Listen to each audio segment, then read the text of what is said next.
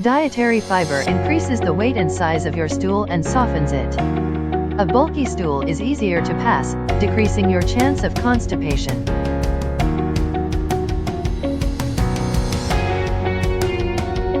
If you have loose, watery stools, fiber may help to solidify the stool because it absorbs water and adds bulk to stool.